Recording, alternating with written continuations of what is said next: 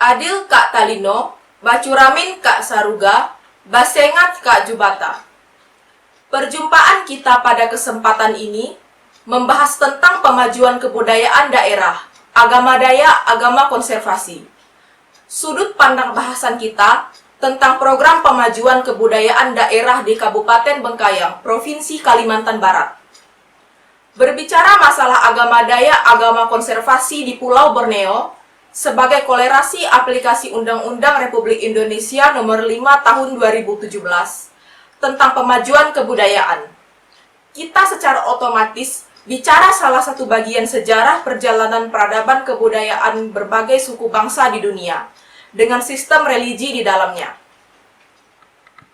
Berkaitan dengan sistem religi di dalam kebudayaan berbagai suku bangsa di dunia, kita harus mengacu kepada filsuf kebangsaan Italia namanya Thomas Aquinas. Lahir tahun 1224 dan meninggal dunia dalam usia 54 tahun pada tahun 1274 dengan teologi naturalis alamiah atau teologi adikodrati. Melalui teologi naturalis alamiah atau teologi adikodrati, Thomas Aquinas mengatakan seseorang mengenal Tuhan dengan akal dan budinya. Itu berarti sejak abad ke-13 orang Dayak melalui sistem religinya sudah diakui memiliki kemampuan mengenal Tuhan dengan akal dan budinya. Setelah Thomas Aquinas, 5 abad kemudian muncul Karl Marx, seorang filsuf dan sosialis revolusioner kebangsaan Jerman, kelahiran 5 Mei 1818 dan meninggal dunia dalam usia 64 tahun pada 14 Maret 1843. Karl Marx mengatakan, masyarakat dari berbagai suku bangsa di dunia memiliki karakteristik kebudayaannya tersendiri, khusus di kalangan berbagai suku bangsa di benua Asia. Menurut Karl Marx, peradaban kebudayaan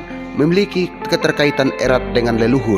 Karena berbicara peradaban kebudayaan, maka Kepala Negara Vatikan, Paus Fransiskus tahun 2015 mengeluarkan pesan penting untuk kebudayaan berbagai suku bangsa di benua Asia. Paus Fransiskus dalam memberikan pembekalan kepada para calon duta besar Vatikan pada tahun 2015 mengingatkan para nuntio atau duta besar agar bisa memahami oleh kapasitas berfermentasi diaspora dalam berdialog luasnya budaya leluhur. Antropolog Sekolah Tinggi Agama Katolik Negeri Pontianak, Christianus Ato mengatakan, religi Dayak dalam aplikasinya kaya akan substansi keharmonisan, perdamaian, cinta kasih, menghargai kemanusiaan, keberagaman, keseimbangan hidup dengan alam, mengutamakan kearifan, kebijaksanaan, toleransi, dan sejenisnya.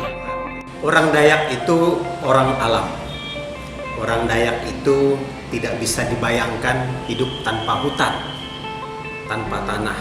Jadi ketika ada teori pembangunan yang mengatakan bahwa manusia berkembang itu selaras dengan pertumbuhan ekonomi misalnya yang linear, maka menurut konsep kebudayaan Dayak ini akan menghadapi situasi sulit.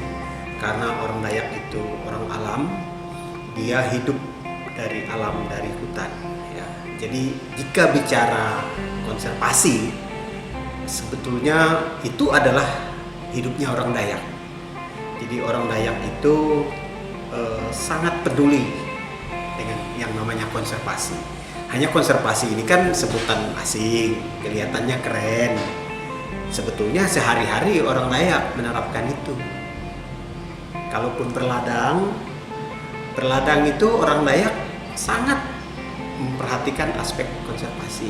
Dia tidak pernah menebang pohon yang diladangi itu tinggi sampai ke dasar. Paling kurang 1 meter di atas tanah tuh. Mengapa? Supaya tetap ada tunggul. Di tunggul itulah nanti akan tumbuh anakan. Itu dalam bahasa ilmiahnya silvikultur. Jadi anakan pohon yang ada di kawasan itu dalam beberapa tahun kembali persis seperti hutan alam, seperti awalnya. Itulah orang Dayak. Begitu. Apa yang dikatakan Paus Fransiskus Vatikan tahun 2015 sejalan dengan hasil Konsili Vatikan II tahun 1962-1965, di mana ditegaskan di luar gereja tetap ada keselamatan sebagai langkah mengadopsi pemikiran filsuf Thomas Aquinas, di mana hasil Konsili Vatikan II ditindaklanjuti dengan inkulturasi gereja Katolik di dalam kebudayaan berbagai suku bangsa di dunia termasuk berinkulturasi dengan kebudayaan suku Dayak di Pulau Borneo. Inkulturasi Gereja Katolik sebagai bentuk penghargaan terhadap kebudayaan sebagai suku bangsa di seluruh dunia, termasuk di benua Asia, sejalan dengan pemahaman Presiden Republik Indonesia Soekarno pada periode 17 Agustus 1945 sampai dengan 12 Maret 1967. Kepala Badan Perencanaan Pembangunan Daerah Kabupaten Bengkayang, Agustinus Yan, mengatakan pemikiran pertama Indonesia Soekarno bahwa orang Indonesia harus berkarakter sesuai kebudayaan asli bangsa Indonesia yang melahirkan ideologi Pancasila masih sangat relevan. Pendapat ahli kebijakan publik namanya Herbert Simon, satu pembangunan akan dilaksanakan sukses apabila sesuai dengan adat istiadat di mana pembangunan itu dilaksanakan. Itu konsep pertama dulu. Nah, tentu pembangunan di Kabupaten Bengkayang ini akan menyesuaikan karakteristik daerah yang tidak melupakan kebudayaan daerah. Justru kebudayaan daerah menjadi simbol, menjadi indikator tambahan yang menentukan bagi pembangunan ini ke depan. Tentu menyesuaikan daerah, geografis, dan situasi yang real di dalam masyarakat. Itu yang kita harapkan, sebetulnya idealnya seperti itu. Arena kebudayaan sebagai napas peradaban berbagai suku bangsa, Kantor Kementerian Badan Perencanaan Pembangunan Nasional menggelar seminar nasional di Jakarta dengan tema Peran Kebudayaan dalam Pembangunan, Selasa 4 April 2017. Hasil seminar menegaskan pembangunan di Indonesia di masa mendatang harus berlandaskan kebudayaan asli dari berbagai suku bangsa di Indonesia. Politik kebudayaan di Indonesia muncul mengingat Cina, Jepang, dan Korea Selatan sekarang berhasil menjadi negara maju. Kunci kemajuan Jepang dan Korea Selatan karena melakukan akselerasi pembangunan sosial ekonomi berbasis kebudayaan dengan melakukan kapitalisasi atas nilai-nilai kebudayaan melalui proses modernisasi. Sebagai tindak lanjutnya, pada Kamis 27 April 2017, Undang-Undang Nomor 5 Tahun 2017 tentang Pemajuan Kebudayaan disahkan pemerintah sebagai acuan legal formal pertama untuk mengelola kekayaan kebudayaan di Indonesia.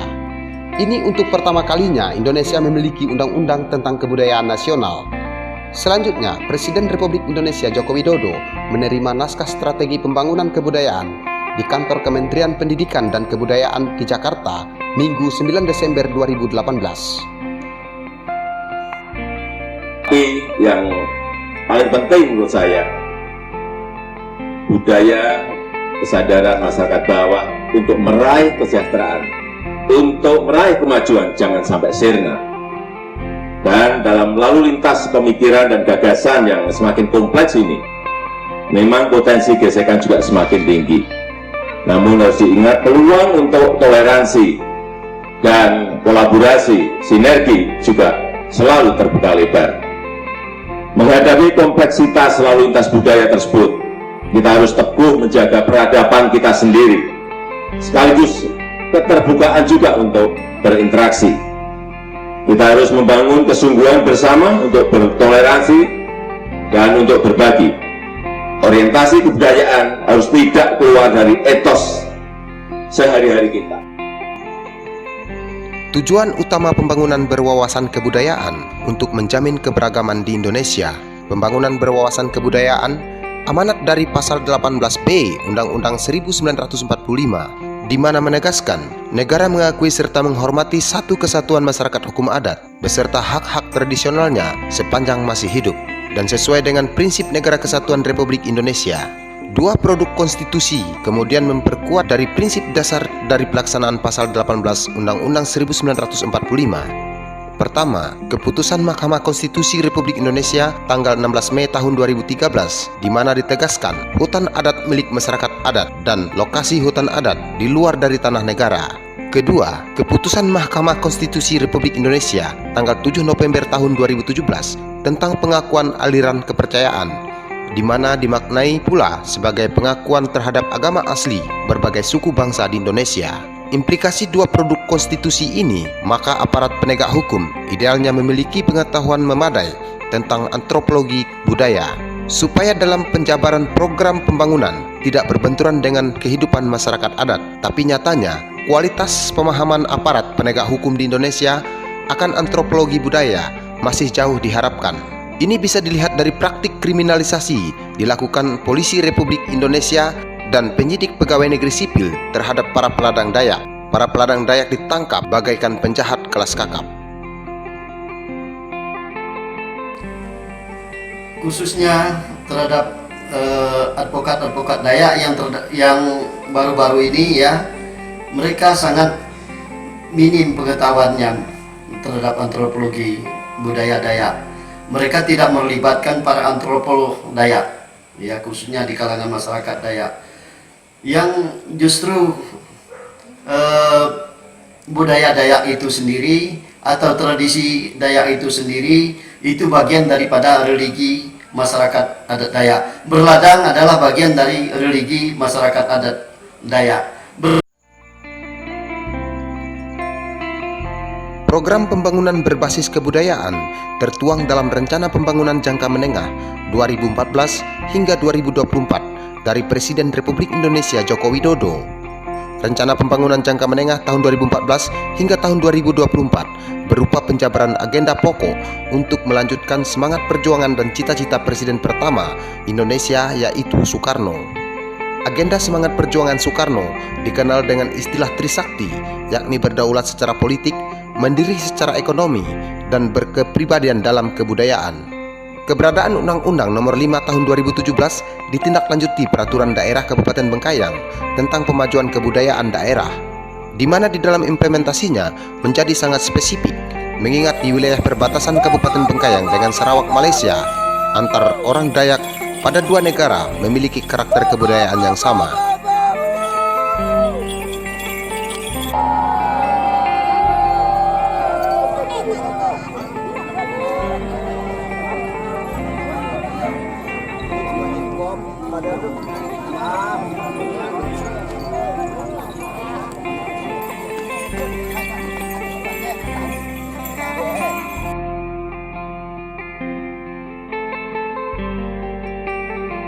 Komunitas masyarakat adat ini boleh menjadi kekuatan bagi suatu kabupaten seperti Bengkayang ini. Itu maksud yang pertama. Maksud yang kedua adalah supaya orang mengetahui apa sebenarnya masyarakat adat ini dan ikutan lainnya. Ikutan lainnya yang saya maksudkan adalah budaya dan wilayah tempat yang tinggal mereka dengan kekayaan lainnya, baik kekayaan yang berupa nilai-nilai ataupun kekayaan yang bersifat fisik yang telah ada atau tertuang atau tersimpan di dalam wilayah masyarakat adat. Pemerintah Kabupaten Bengkayang, salah satu dari 5 pemerintahan otonom di Provinsi Kalimantan Barat yang berhadapan langsung dengan negara bagian Sarawak, Federasi Malaysia. Kabupaten Bengkayang dibentuk tahun 1999 hasil pemekaran dari Kabupaten Sambas. Luas wilayah Kabupaten Bengkayang hampir menyamai luas Provinsi Bali, yaitu 5.396,30 km persegi. Tahun 2017, jumlah penduduk di Kabupaten Bengkayang mencapai 242.788 jiwa, tersebar di 17 kecamatan, 2 kelurahan, 122 desa, dan 312 dusun. Pelaksanaan peraturan daerah tentang pemajuan kebudayaan di daerah Kabupaten Bengkayang dipertajam di dalam dokumen Rencana Pembangunan Jangka Menengah Daerah 2021 hingga 2026.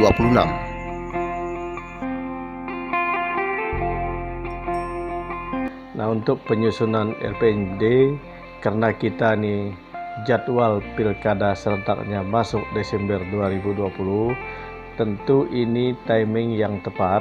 RPJMD yang disusun 2016-2021 akan berakhir dan tidak perlu dievaluasi, termasuk capaian dan indikator yang ditentukan di sana.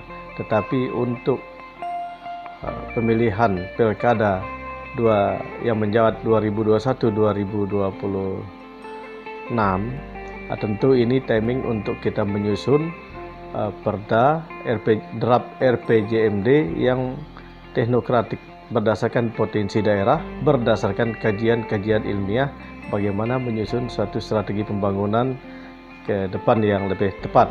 Ditambah lagi ada pembangunan yang berkelanjutan, juga mengingatkan kita untuk mengakomodir aspek-aspek unsur-unsur kebudayaan dan kearifan lokal di masyarakat di mana satu daerah melakukan kegiatan.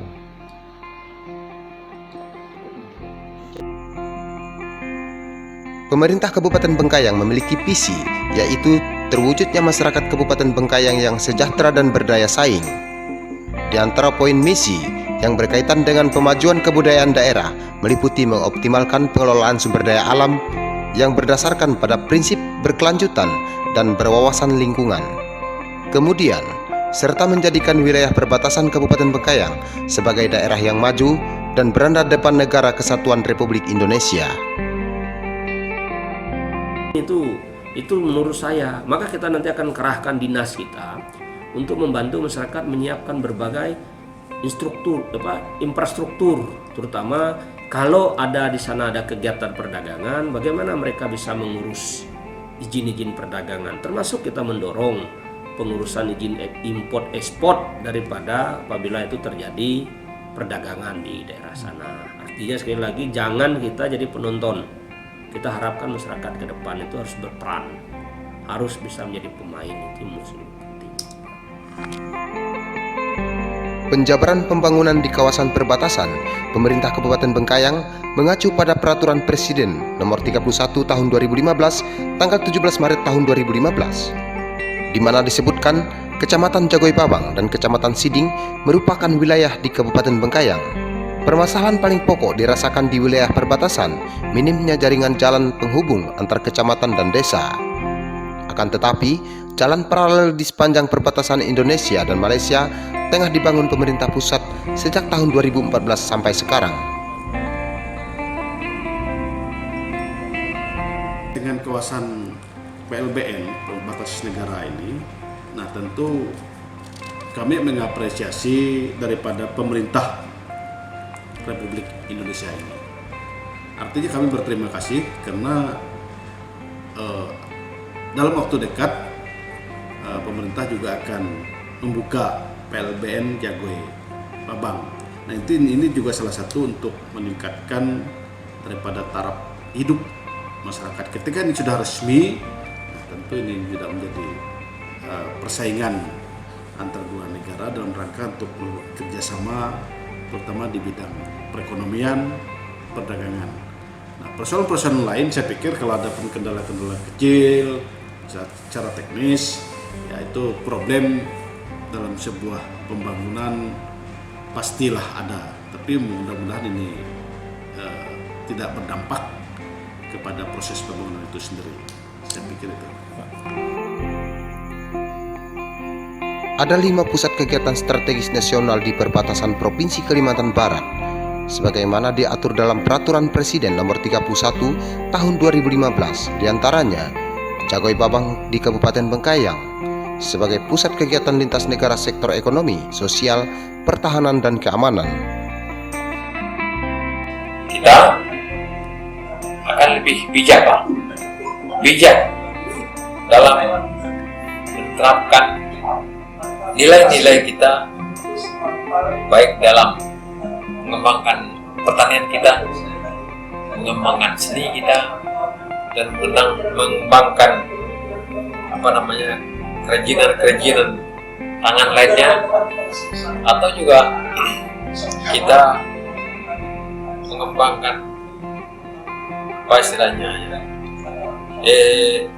warisan yang telah ada dan telah lama, yang tidak kita ketahui, yang tidak kita ingat kembali, tapi dengan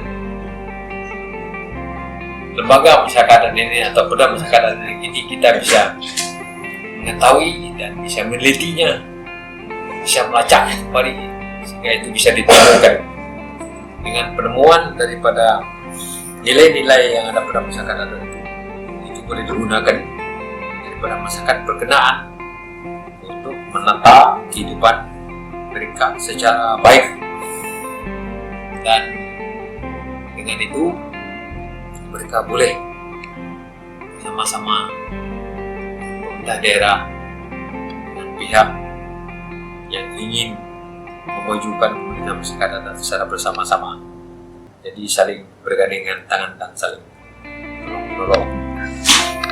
Gitu.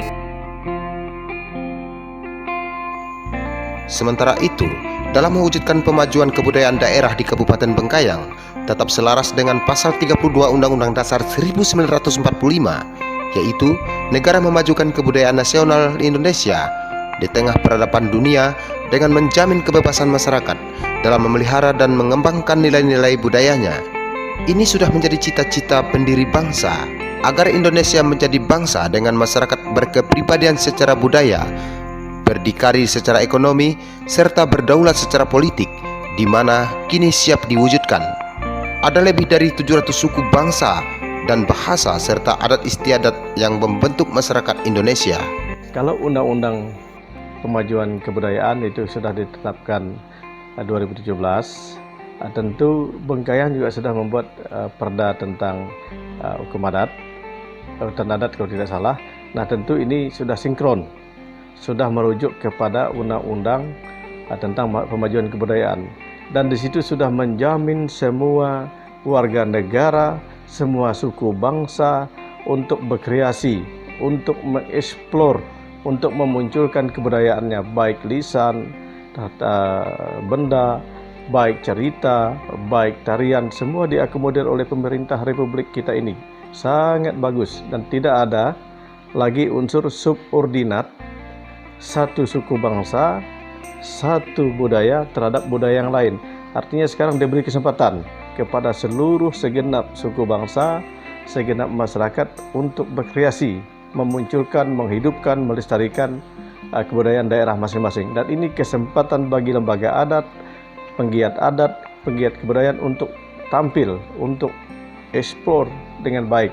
Dan tentu wadahnya ada di Dinas Pendidikan. Saya pikir sudah ada bidang kebudayaan yang bisa bersinergi kerjasama dalam rangka meningkatkan pembangunan kebudayaan di masa akan datang. Ingat, orang Amerika ahli kebudayaan menyatakan begini dari UNESCO, kalau kami panglima di bidang adidaya tentang alusista, tapi Anda panglima di kebudayaan, karena Anda memiliki ribuan bahkan juta potensi kebudayaan yang sangat beragam dan sangat menarik dan sangat unik untuk membangun bangsa pariwisata di Indonesia. Jadi kita panglima di kebudayaan karena begitu banyak bermacam-macam unsur dari Sabang sampai Merauke, dari berbagai suku agama yang luar biasa. Dan itulah keberagaman kita, itulah kekayaan kita yang harus kita jaga dengan bersama-sama komitmen sebagai warga bangsa yang dijamin oleh Undang-Undang 1945. Saya pikir itu. Teristimewa lagi keberadaan peraturan daerah tentang pemajuan kebudayaan Kabupaten Bengkayang sebagai panduan di dalam membentuk karakter dan jati diri dari berbagai suku bangsa di Kabupaten Bengkayang. Karena peraturan daerah tentang pemajuan kebudayaan daerah menjamin keberadaan adat Dayak. Di dalamnya, menjamin orang Dayak di dalam mempertahankan identitas budayanya dengan sistem religi di dalamnya, maupun menjamin masyarakat adat suku Dayak di Kabupaten Bengkayang mempertahankan hak atas tanah adatnya. Sebenarnya sejak Bengkayang ini berdiri, penduduk yang dari Kabupaten Bengkayang ini kan dah majemuk, terdiri beberapa suku agama, dan dari dulu sampai sekarang itu tak pernah ada crash, tetap akur terus. Dan kita usahakan di Bengkayang ini memang memandang semua suku itu sama perlakuannya, hanya porsinya yang membedakan sesuai banyak sedikitnya suku itu di Bengkayang kita untuk membangun rumah ibadah dari Islam, Katolik, Protestan itu dibangun secara adil, itu dibangun. Jadi tidak ada perbedaan di sini ini. Tetap setiap orang yang diambil Bengkayang ini harus memiliki Bengkayang. Nah, itu dikemudikan terus setiap ada pertemuan segala macam. Begitu juga mereka yang Muslim dibantu naik haji. Ya. Orang yang di luar Muslim sebagai orang Kristen dibantu untuk ziarah. Itu kita lakukan seperti itu. Tidak ada yang diskriminasi, tidak ada di Bengkayang ini. Ceritanya. Oleh karenanya, dibutuhkan perspektif yang adil dan tidak mengkotak-kotakan dalam melihat budaya masyarakat kita. Setiap unsur kebudayaan perlu mempertimbangkan untuk dilindungi, dikelola, dan diperkuat, termasuk diantaranya melindungi praktik perladangan dengan cara bakar di kalangan suku Dayak, karena mengandung aspek ritual di dalamnya. Itulah sebabnya Undang-Undang Pemajuan Kebudayaan dan Peraturan Daerah tentang Pemajuan Kebudayaan Daerah di Kabupaten Bengkayang menggunakan pengertian kebudayaan yang paling netral, ramah, dan terbuka, yakni segala sesuatu yang berkaitan dengan cipta rasa, karsa, dan hasil karya masyarakat. Sehingga kebudayaan nasional diartikan sebagai keseluruhan proses dari hasil interaksi antar kebudayaan yang hidup dan berkembang di Indonesia. Disinilah kebudayaan Dayak dengan sistem religi di dalamnya mesti hadir dengan jaringan infrastrukturnya yang mapan di Kalimantan. Agar kebudayaan Dayak bisa menjadi panutan peradaban masyarakat secara lebih luas, sehubungan pemindahan ibu kota negara dari Jakarta ke Provinsi Kalimantan Timur, sebagaimana diumumkan Presiden Joko Widodo di Jakarta, Senin 27 Agustus 2019. Pemindahan ibu kota Republik ke Pulau Kalimantan sebetulnya banyak sisi bisa kita lihat. Dari sisi masyarakat lokal, memang ada aliran yang mengatakan ini akan menguntungkan secara ekonomi. Benar, itu benar, tidak bisa dibantahkan. Mengapa? Karena nanti modal akan mengalir ke sini. Tetapi poin penting saya sebagai seorang budayawan, seorang antropolog, saya merasa khawatir. Mengapa? Karena sebetulnya persis seperti yang terjadi di orang Betawi di Jakarta, mereka nanti hanya akan menjadi semacam simbolik. Mengapa? Karena mereka sebetulnya nanti budaya mereka ini hanya untuk pariwisata doang, bukan untuk spiritualitas mereka. Mengapa? Karena hutan akan banyak dibuka, akan didirikan hutan beton, dan itu memang betul, itu modernisasi. Tetapi memang orang Dayak menurut saya harus betul-betul kuat mempertahankan identitas budayanya. Tidak harus melawan kebijakan pemerintah, tidak harus. Tetapi mari mulai dari sekarang tempat-tempat keramat yang berbasiskan spiritualitas Dayak yang dilestarikan oleh agama Kaharingan dan agama-agama Dayak yang lain, sebutannya beda-beda, itu mari kita terus pelihara sehingga kemudian jati diri kita nanti ada di situ. Ingat, di negara modern mereka sekarang mengandalkan dunia pariwisata. Pariwisata mereka itu umumnya berdasarkan atau berbasiskan kepada hal-hal ritual. Kalau Anda pergi ke Prancis, Anda ke Lourdes, itu ritual, itu agama. Jadi basis pariwisata modern itu sebetulnya adalah spiritualisme. Jadi ini tolong dipahami betul oleh orang Dayak. Jadi orang Dayak jangan serta-merta mengganti kebudayaannya yang mungkin sebagian orang menganggapnya kuno. Jangan, karena ini kelak akan bernilai ekonomi. Nanti kelola dengan baik, lestarikan. Jadi saya menaruh hormat dan penghargaan yang tinggi kepada agama Kaharingan di Kalimantan Tengah yang eksis, yang sangat konservasionis, dan saya berharap agama-agama Dayak di tempat lain juga melakukan hal yang sama. Untuk memahami secara utuh infrastruktur kebudayaan Dayak, harus dimengerti terlebih dahulu bahwa suku Dayak sebagai bagian integral dari berbagai suku bangsa di benua Asia menganut trilogi peradaban kebudayaan, yaitu hormat dan patuh kepada leluhur, hormat dan patuh kepada orang tua, serta hormat dan patuh kepada negara. Trilogi kebudayaan masyarakat di benua Asia dimaksud sebagai bentuk karakter dan jati diri suku Dayak beradat, yaitu berdamai dan serasi dengan leluhur, berdamai dan serasi dengan semesta alam, berdamai dan serasi dengan sesama, serta berdamai dan serasi dengan negara. Faktor pembentuk karakter dan jati diri manusia Dayak beradat lahir dari sistem religi Dayak yang bersumber dari doktrin legenda suci Dayak, mitos suci Dayak, adat istiadat Dayak, dan hukum adat Dayak, dengan menempatkan hutan sebagai simbol peradaban, terutama kawasan hutan yang berstatus sebagai pemukiman dan situs pemujaan. Ini harus dipahami karena sistem religi dari sebuah suku bangsa dimanapun di dunia menjadi sangat penting dan sangat strategis untuk direvitalisasikan dan diaktualisasikan, karena sebagai filosofi etika berperilaku dari komunitas suku bangsa yang bersangkutan, sehingga membedakannya dengan suku bangsa lainnya. Karena orang Dayak yang memeluk agama Katolik, misalnya, bukan semerta-merta berubah menjadi suku Yahudi hanya lantaran agama Katolik berurat berakar dari kebudayaan Yahudi. Sementara status kedayakan orang Dayak akan melekat di dalam diri orang Dayak sampai akhir hayat.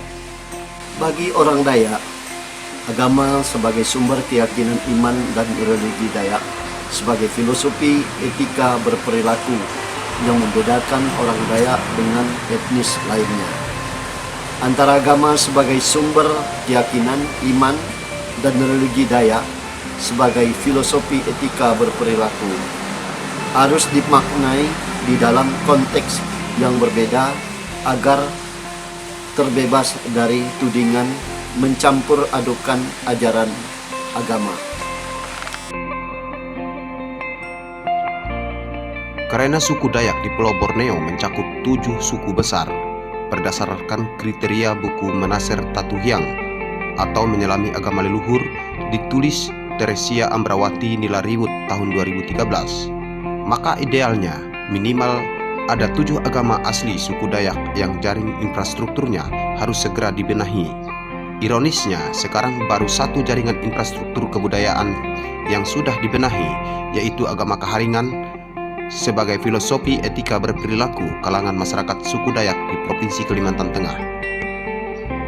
Agama Kaharingan adalah agama asli suku Dayak Udanum dan suku Dayak Ngaju di Provinsi Kalimantan Tengah, dengan penaturan sebagai nama kitab sucinya dan Balai Basarah sebagai nama tempat ibadatnya. Infrastruktur budaya Dayak itu sebetulnya kuat. Hanya memang karena budaya Dayak ini cenderung baru sebatas enak dibicarakan, dia belum menjadi sesuatu yang prioritas dalam pembangunan.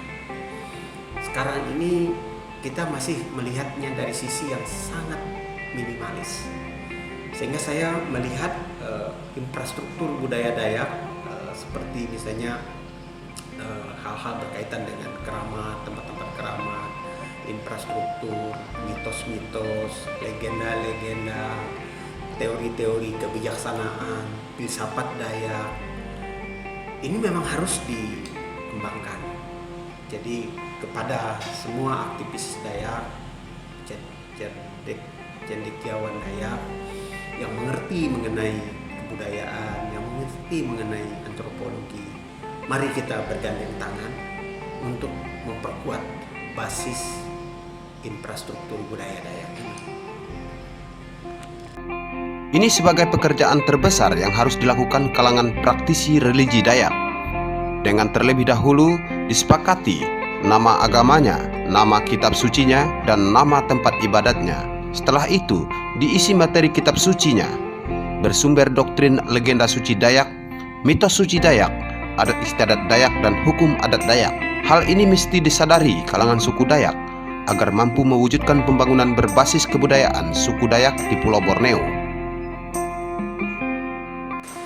upaya merevitalisasi kebudayaan Dayak, diantaranya mengaktualisasikan nilai-nilai universal di dalam religi Dayak dengan sumber doktrin legenda suci Dayak, mitos suci Dayak, adat istiadat Dayak, dan hukum adat Dayak. Bukan berarti orang Dayak harus pindah sumber keyakinan imannya dengan memeluk agama asli Dayak. Tapi nilai-nilai universal yang terkandung di dalam religi Dayak meliputi legenda suci Dayak, mitos suci Dayak, adat istiadat Dayak, dan hukum adat Dayak sebagai panduan etika berperilaku bagi orang Dayak. Dalam implikasi doktrin yang akrab dengan alam, sehingga agama Dayak sebagai agama konservasi, maka di dalam agama Dayak tidak mengenal istilah Tuhan dan dosa. Tuhan di dalam versi religi Dayak adalah keberadaan manusia di alam gaib, tidak dapat disebut dengan nama Tuhan. Soal dosa, juga di alam religi Dayak tidak cocok karena lebih familiar dengan sebutan tulah atau kualat. Dalam aplikasi doktrin agama asli Dayak, hutan belantara, gunung dan bukit sebagai kawasan suci karena diyakini tempat persemayaman arwah para leluhur. Orang Dayak meyakini arwah manusia yang sudah meninggal dunia bersemedi di sejumlah situs pemukiman dan situs pemujaan, bukit, gunung, dan hutan belantara. Di dalam legenda suci dan mitos suci, dan kemudian diterapkan di dalam adat istiadat dan hukum adat Dayak Udanum, Dayak Ngaju, Dayak Ibanik, Dayak Kanayan, dan Dayak Bakati. Paling tidak ada 3 bukit diyakini sebagai lokasi pemukiman paling besar manusia alam gaib. Tempat pemukiman manusia alam gaib terbesar diyakini berada di kawasan hutan belantara di Tanjung Lokang. Tanjung Lokang berada di wilayah Kecamatan Putusibau Selatan, Kabupaten Kapuas Hulu, Provinsi Kalimantan Barat. Kawasan ini masuk dalam kawasan penyangga Taman Nasional Betung Kerihun dan bisa ditempuh dengan speedboat sekitar 8 jam. Kemudian Sungai Kapuas dari Putusibau, ibu kota Kabupaten Kapuas Hulu. Tanjung Lokang merupakan pemukiman suku Dayak Punan Hofongan. Semua penduduknya pemeluk agama Katolik sebagai sumber keyakinan imannya. Tapi orang Dayak Hofongan tetap berpegang teguh kepada religi Dayak yang akrab dengan alam karena sebagai filosofi mereka di dalam etika berperilaku. Tempat pemukiman terbesar kedua berada di kawasan Puruk Mokorajak di penghuluan Sungai Sorabai, Kabupaten Sintang, Provinsi Kalimantan Barat. Wilayah ini disebut dengan sebutan Taman Nasional Bukit Baka, Bukit Raya, sebuah sebutan yang salah dari aspek pembakuan nama rupa bumi sebagaimana diatur dalam Resolusi Perserikatan Bangsa-Bangsa nomor 4 tahun 1967 karena masyarakat Udanum menyebut wilayah itu sebagai kawasan Puruk Mokorajak atau Taman Nasional Puruk Mokorajak. Pemukiman manusia alam gaib terbesar ketiga berada di Gunung Bawang, Kabupaten Bengkayang, Provinsi Kalimantan Barat, di mana dikenal sebagai kawasan paling disucikan di dalam legenda suci dan mitos suci suku Dayak Bakati dan Dayak Kanayan di Provinsi Kalimantan Barat. Di samping itu, masih terdapat banyak lagi ratusan gunung dan bukit di Pulau Borneo diyakini tempat persemayaman arwah para leluhur dari masing-masing subsuku Dayak, di mana antara satu dengan yang lainnya saling berhubungan dengan kehidupan manusia alam gaib di Tanjung Lokang, Puruk Mokorajak, dan Gunung Bawang. Di kalangan agama Kaharingan di Provinsi Kalimantan Tengah, paling tidak ada 32 bukit diyakini sebagai kawasan suci di Pulau Borneo, dan termasuk di dalamnya kawasan Puruk Mokorajak. Memang dari sudut pandang agama Samawi atau agama impor lainnya yang lahir dari kebudayaan luar, aplikasi religi Dayak tidak bisa dimengerti, malah tidak akan mungkin bisa dimengerti dan dipahami. Demikian pula berbagai implikasi aktivitas di luar batas kewajaran orang Dayak di dalam kerusuhan antar etnis Dayak dan Tionghoa di Kalimantan Barat September hingga Desember tahun 1967 yang menewaskan 8.000 orang dalam rangkaian operasi penumpasan pasukan gerilya rakyat Sarawak 1966 hingga 1974 dan berbagai kerusuhan Dayak dan Madura setelah itu di Kalimantan Barat. Kemudian kerusuhan Dayak Madura di Sampit, ibu kota Kabupaten Kota Waringin Timur, Provinsi Kalimantan Tengah, Februari 2001. Hanya bisa dipahami implikasinya jika orang Dayak paham dan percaya akan religi Dayak. Dampak paling mengerikan dari kerusuhan antara orang Dayak dengan suku pendatang yang pernah terjadi di Kalimantan membuktikan orang Dayak memiliki hubungan erat dengan leluhur yang bersemedi di gunung, hutan, dan bukit. Dalam keadaan tertentu, arwah para leluhur diyakini bisa membantu orang Dayak yang hidup di alam nyata apabila sistem religinya dilecehkan pihak luar. Atau dan barang itu memang bisa kalau memang kita punya kemampuan tersendiri, mau kata saya bilang kalau macam kami coba misalnya bisa puasa 3 hari atau sampai 7 hari, kita bisa komunikasi dengan mereka untuk menyelami itu gitu. Nah itu berkenan dengan gunung suci atau makhluk yang tanpa kasat mata yang ada di sana itu. Dan di sana tuh ada beberapa gunung, Pak. Ada beberapa gunung. Gunung ini Gunung Bawang ini terdiri ibaratnya macam bawang itu, terdiri dari beberapa siung bawang itu. Nah, dia itu ada beberapa gunung yang setiap siung bawang ini ada orang-orangnya yang menjadi penguasa di sana. Ada orang-orangnya. Nah, kalau menurut kepercayaan orang Bekati itu, di sana itu yang menjadi penguasa utamanya adalah Sanga. Nah, baru yang ada wakil-wakilnya itu adalah Panseru dengan Panseru dengan Lupo, Pak Lupo. Nah, itu dia. Ada 3 tuh, yang gunung-gunung penyangga 2 buah yang tertinggi selain Sanga yang tadi. Keberadaan Gunung Bawang dalam agama Karimawan, agama asli suku Dayak Kanayan, dengan kitab suci bernama Putih Sari, tempat ibadat bernama Padagi, Tuhan Yang Maha Esa yang bersemayam di puncak Bukit Bawang pada tingkat ke-7 disebut Pama. Pengikut Tuhan Yang Maha Esa dinamakan Awapama. Kemudian, struktur di bawahnya sebagai pewarta agama Dayak Kanayan bernama Pamane dan manusia di alam nyata bernama Talino. Jadi, struktur tertinggi dalam agama Karimawan bernama Pama. Kemudian, struktur bawahnya bernama Awapama, Pamane, dan Talino atau manusia di alam nyata.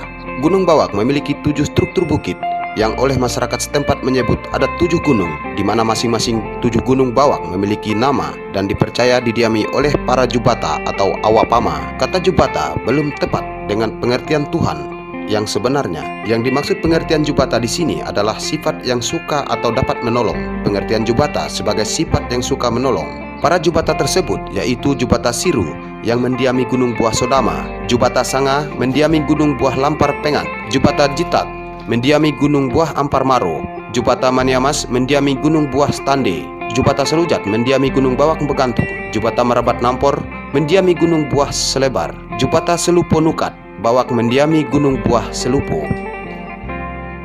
Berkenan dengan kepercayaan atau legenda bahwa Gunung Bawang itu merupakan tempat pemukiman terbesar orang tanpa kasat mata. Kalau bagi saya pribadi itu sangat itu saya benarkan gitu. Dan bahkan mungkin termasuk saya salah satunya, sedikit maaf kata saya bilang ini seolah-olah menyombongkan diri bisa berkomunikasi dengan orang-orang ini tadi. Sebenarnya di Gunung Bawang itu ada 7 tingkat. 7 tingkat itu tingkat pertama itu sampai ke tingkat pertama di Rajaria Raja Paniu, tingkat kedua itu Rajaria Ramin Jadi. Kalau itu untuk kepercayaan legenda kita ini tingkat pertama itu udah mulai kampung, mulai dari kalau kita di pemerintahan itu mulai dari RT, udah mulai dari RT dusun, mulai bertingkat lagi, habis itu di Siri itu tingkat ketiga, yang keempat itu di kalau kita yang ke Serinde Batu Bide, yang keempat tadi rupanya. Yang pertama itu Raja Paniu, yang kedua Raja Ria Ramin Jadi, yang ketiga Serinde Batu Bide, yang keempat Siri, baru yang kelima itu gua Pak, kalau di sini kepercayaannya itu gua Pak Lahong, yang kelima itu air terjun itu. Baru yang terakhir itu termasuk di puncaknya sendiri yang pernah Soekarno untuk membuat tempat persembahan ketika beliau ingin mohon doa restu untuk menjadi presiden waktu itu. Jadi di tingkatan-tingkatan itu kalau kita bisa masuk ke sana, memang di sana itu ada jutaan, bukan lagi ratusan ribu, jutaan manusia yang bisa kita temui. Itu ibarat kota besar yang bertingkat-tingkat mulai dari bawah tadi ibaratnya itu ada seperti tatanan pemerintahan di mereka tuh, mulai dari RT, Kadus, Kades, bahkan sampai bupati dan bahkan sampai presiden. Kalau menurut kita yang coba itu komunikasi dengan beberapa penatua di sana, dan bahwa orang-orang penting di sana, bahwa mereka mengatakan itu adalah salah satu pusat kerajaan makhluk tanpa kasat mata yang ada di Indonesia. Itu. Atau dikatakanlah di sana tuh mungkin bisa dikatakan ibaratnya kalau Indonesia tuh ibu kota Indonesianya lah gitu. Itu kalau yang pernah kita komunikasikan. Dan di situ ada kaitannya juga dengan mungkin yang dikatakan di daerah tuh di Tanjung Lokang, di daerah Bukit Raya. Bahkan kalau menurut legenda orang Jawa itu mereka juga komunikasi dengan orang di Laut Selatan dan Laut Cina Selatan. Laut Selatan dan Laut Utara itu Laut Cina Selatan ya, betul. Di pantai selatan dan Laut Cina Selatan itu. Dari 7 sebutan Gunung Bawang kemudian meliputi 7 musik bawang. Pertama, musik bawang lajak atau mendaki. Kedua, musik bawang balonsor atau meluncur. Ketiga, musik bawang kededeng atau penari lincah. Keempat, musik bawang pulo atau tempat. Kelima, musik bawang berumun atau berembun. Keenam, musik bawang nyangkodo atau melompat-lompat. Ketujuh, musik bawang sairi, nama desa. Musik bawang memiliki fungsi yang berbeda-beda dalam penggunaannya. Pertama, musik bawang beramun. Fungsinya sebagai pengiring pada proses pembelihan kurban berupa babi. Musik bawang lajak difungsikan sebagai musik pengiring untuk mengantar sesembahan ke atas gunung. Ketiga, musik balonsor difungsikan sebagai musik pengiring ketika berdoa di atas gunung agar ketika turun gunung diberikan keselamatan. Keempat, musik bawang nyangkodo difungsikan sebagai pengiring tarian melompat-lompat yang menggambarkan gerakan pendakian yang cepat. Kelima, musik bawang kadedeng difungsikan untuk mengiringi tarian dengan gerakan yang lincah. Keenam, musik bawang sairi difungsikan sebagai musik terapi bagi orang sakit. Ketujuh, musik bawang pulo difungsikan sebagai musik terapi untuk mengembalikan semangat atau semangat orang yang tersesat di sebuah tempat. Dari seluruh rangkaian religi Dayak, termasuk religi yang berkaitan dengan Gunung Bawang di Kabupaten Bengkayang, erat kaitannya dengan tanaman padi gunung melalui berladang dengan cara bakar. Semua ritual religi Dayak selalu berhubungan dengan pertanian dan tanaman padi gunung.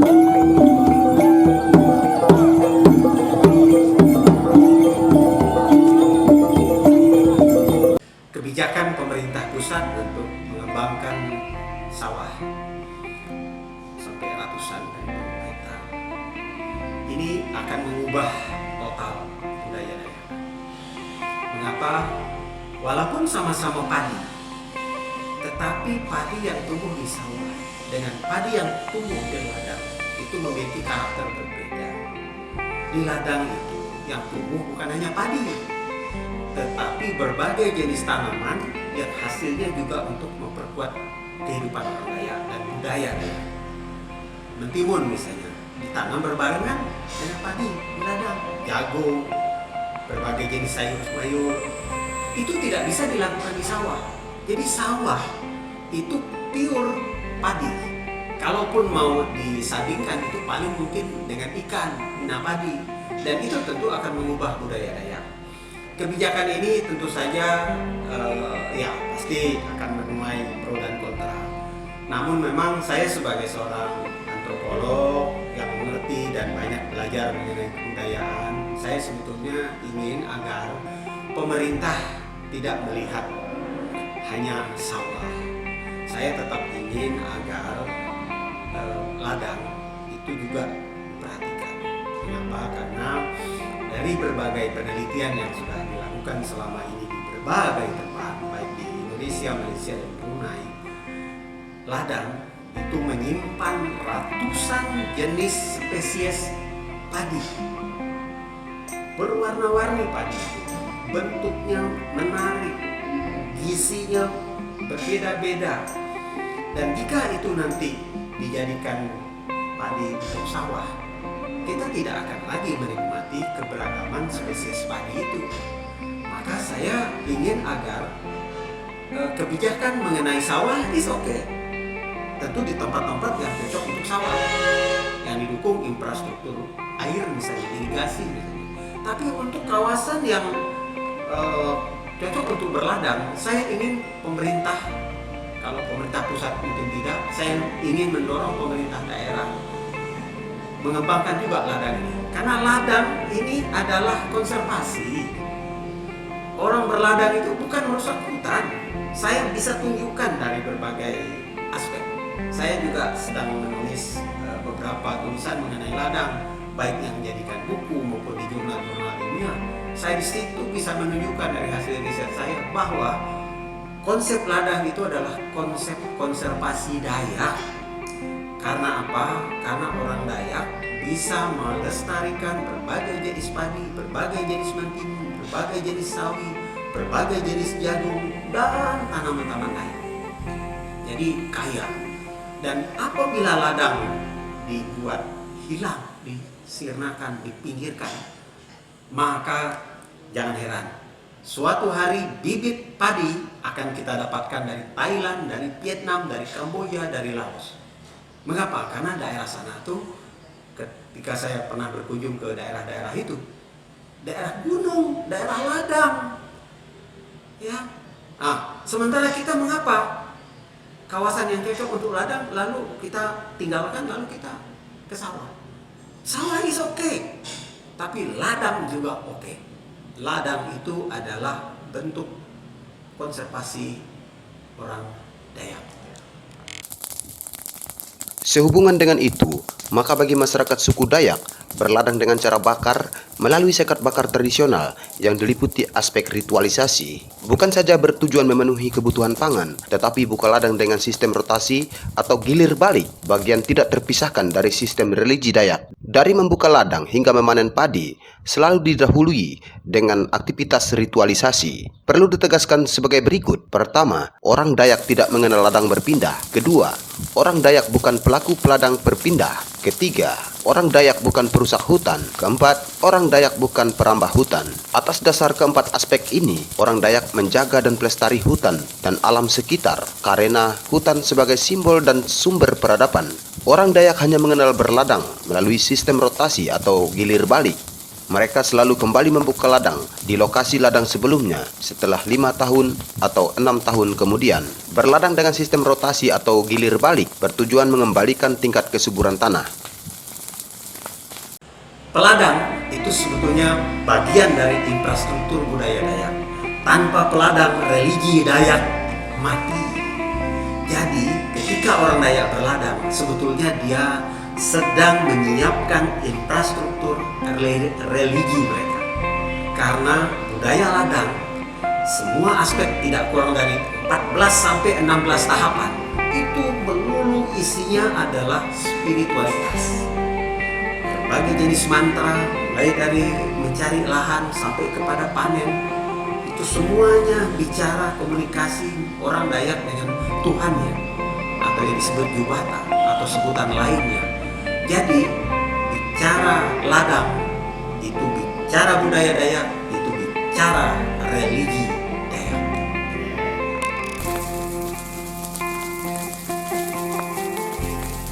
Membakar hutan dan lahan bukan untuk ladang bagi suku Dayak sangat dilarang karena merupakan pelanggaran terhadap doktrin sistem religinya. Dari aspek antropologi budaya, bakar hutan atau lahan dan bakar ladang konteksnya sangat berbeda. Bakar hutan dan lahan bagi orang Dayak sama sekali tidak ada aspek ritual di dalamnya dan malah dinilai sebagai bentuk pelanggaran terhadap doktrin sistem religinya. Sedangkan bakar ladang merupakan bagian tidak terpisahkan dari aspek religi Dayak. Ladang wajib dibakar sesuai religi Dayak. Api hanya boleh disulut dari pohon tumbang karena diyakini angin selalu berhembus dari awal pohon di ladang yang tumbang. Menyadari hal itu, pemerintah Kabupaten Landak, Provinsi Kalimantan Barat bekerja sama dengan Badan Tenaga Nuklir Nasional berhasil mengembangkan varietas unggul padi gunung. Kini bibit padi unggul hasil pengembangan Badan Tenaga Nuklir Nasional sudah didistribusikan kepada para petani Dayak di Kabupaten Landak yang membuka ladang dengan cara bakar. Ada dua aspek yang harus digarisbawahi. Pertama, berladang adalah merupakan kebudayaan masyarakat adat Dayak. Dan yang kedua adalah kebudayaan dengan cara berladang merupakan bagian dari religi kehidupan sosial masyarakat Dayak yang kental dalam menjaga alam sekitar dan hutan. Kebudayaan dengan cara berladang adalah merupakan kearifan lokal masyarakat Dayak yang tidak terpisahkan dengan karakter dan jati diri masyarakat Dayak dalam kehidupan sosial ekonominya. Pertanian dengan cara berladang merupakan adat istiadat masyarakat Dayak yang perlu diakui oleh pemerintah dan negara sebagai wujud kemanusiaan, persatuan dan keadilan sosial. Sepanjang pemerintah tidak bisa menyediakan pertanian secara permanen, maka pemerintah harus mengakui berladang dengan cara bakar adalah hak masyarakat yang perlu dilindungi. Di dalam tahapan religi Dayak, sebelum membakar ladang, terlebih dahulu dilakukan sekat bakar agar api tidak merembes sesuai perintah para leluhur.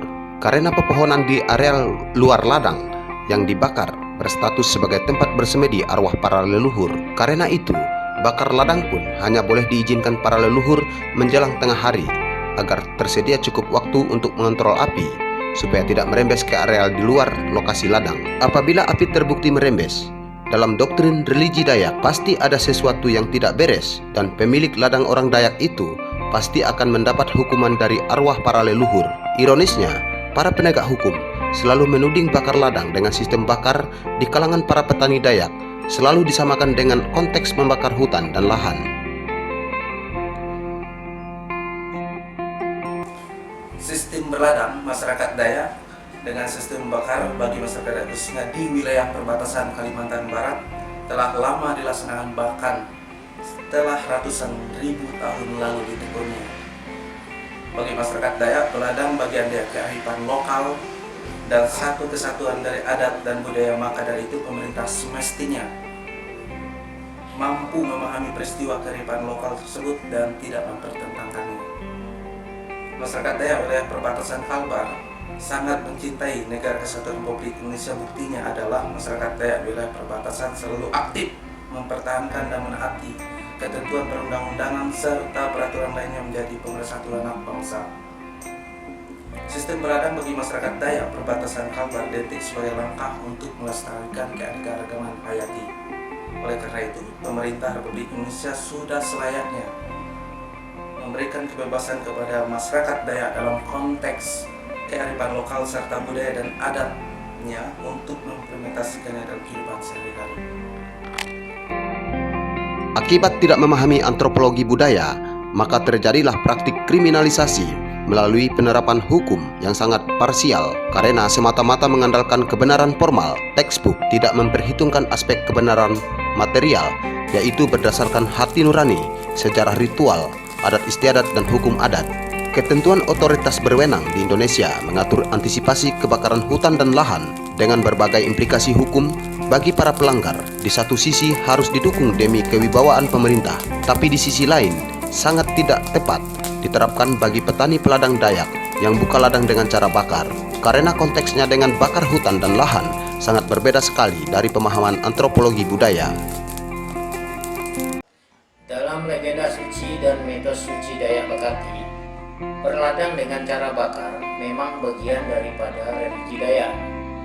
Padi yang ditanam di ladang yang sudah dibakar adalah penjelmaan daripada manusia di awal kisah penciptaan, yaitu anak dari semula jadi dengan istrinya yang bernama Damahung, atau dengan nama lain disebut Semula Betondok.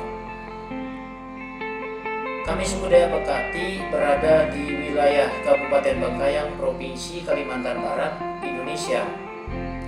Perbatasan darat langsung dengan negara bagian Sarawak, Federasi Malaysia. Gunung Bawak di Kabupaten Bengkayang merupakan gunung suci bagi kami orang Dayak Bekati karena sebagai lokasi aktivitas manusia di awal penciptaan. Kalau pemerintah Republik Indonesia melarang kami melakukan peribadatan dengan buka ladang melalui cara bakar sesuai religi Dayak, sama saja dengan melarang kami melakukan peribadatan kepada Yang Maha Kuasa, di mana kami sebut Nyabata atau penguasa alam. Tindakan otoritas yang berwenang di Indonesia melakukan kriminalisasi terhadap peladang Dayak yang buka lahan dengan cara bakar adalah bentuk pelanggaran hak asasi kami selaku masyarakat adat yang hak-hak kami dilindungi Deklarasi Masyarakat Adat Perserikatan Bangsa-Bangsa nomor 61/295 tanggal 13 September 2007 mencakup 46 pasal, di mana pasal 1 sampai 6 ditegaskan masyarakat adat berhak mempertahankan identitas budaya, masyarakat adat berhak mempertahankan tanah adatnya, masyarakat adat berhak menentukan haluan politiknya. Negara Republik Indonesia memiliki ideologi bernama ideologi Pancasila. Ideologi Pancasila disarikan dari kebudayaan berbagai suku bangsa di Indonesia. Karena orang Dayak bagian dari Indonesia, maka kebudayaan suku Dayak turut serta melahirkan ideologi Pancasila, di mana ada sistem religi di dalamnya, bersumber dari doktrin legenda suci Dayak, mitos suci Dayak, adat istiadat Dayak, dan hukum adat Dayak. Apabila polisi Republik Indonesia menangkap petani Dayak buka ladang dengan cara membakar, karena berladang bagian daripada religi Dayak, maka tindakan kriminalisasi tersebut bentuk nyata pelanggaran ideologi Pancasila yang dilakukan polisi Republik Indonesia. Kalau penangkapan terhadap petani peladang Dayak dengan alasan penyumbang asap sebagai bencana ekologi sangat tidak masuk akal, karena penyebab kebakaran setiap musim kemarau, penyebab kabut asap adalah perusahaan perkebunan berskala besar milik para investor. Tapi sampai sekarang kami tidak melihat ada investor perkebunan kelapa sawit yang ditangkap karena membakar lahan. Tapi kami yang sudah ribuan tahun berladang dengan cara membakar malah ditangkap polisi Republik Indonesia. Ini tidak adil, karena berladang dengan cara membakar sudah dilakukan orang Dayak ribuan tahun yang lalu, sebelum negara Republik Indonesia berdiri sejak tahun 1945. Saya yakin dan percaya kita bersama-sama berkumpul di sini ada satu tujuan, bahwa kita adalah anak peladang. Tentu kita tidak mau ada saudara kita ditahan. Bapak, Ibu, saudara-saudari, Ketua Dewan yang kami hormati, kami tidak mau ada lagi mendengar di tahun 2020 ini ada saudara kami ditangkap. Kalau saudara kami ditangkap bulan 7, bulan 8, bulan 9, tanggal 23 September kita turunkan aksi. Ini bukan ancaman, perlu dicatat saudara-saudara. Kalau polisi, polsek, polres tangkap saudara-saudara kita berladang, tanggal 23 September kita turun. Turun kita saudara-saudara. Kenabiannya ada kepolisian yang menangkap saudara-saudara kita. Bapak, Ibu, jaga kampung masing-masing. Kalau bulan 7, bulan 8, saudara kita Dayak ditangkap hanya membakar ladang, lapor ke kita Bapak Ibu. Kita bergerak sama-sama. Jangan diam. Kalau ada polisi masuk kampung Bapak Ibu, tangkap saudara bakar ladang. Dia adang Bapak Ibu. Adang. Dia adang. Dia adang Bapak Ibu. Jangan takut Bapak Ibu. Ini kampung kita Bapak Ibu. Itulah sebabnya maka ketika para petani peladang Dayak ditangkap otoritas berwenang karena buka ladang dengan cara bakar di ladang sendiri pada musim kemarau dengan tuding membakar hutan dan lahan, menimbulkan kegaduhan dan kemarahan meluas. Karena kriminalisasi peladang Dayak merampas hak ekonomi masyarakat, pelecehan terhadap sistem religi Dayak, menghancurkan kebudayaan Dayak, sehingga menimbulkan berbagai aksi demonstrasi masyarakat suku Dayak di sejumlah tempat. Makanya, kekayaan dan keragaman budaya Indonesia, termasuk berladang orang Dayak, sebagai bagian dari kebudayaan Dayak yang mengandung nilai-nilai religi, mesti dijadikan soft power kepada masyarakat internasional tentang karakter manusia Indonesia yang santun, ramah, gotong royong, akrab dengan alam yang berakar pada budaya tradisi bangsa, bukan kriminalisasi. Agah Border Televisi Bengkayang, Kabupaten Bengkayang, Provinsi Kalimantan Barat, Indonesia.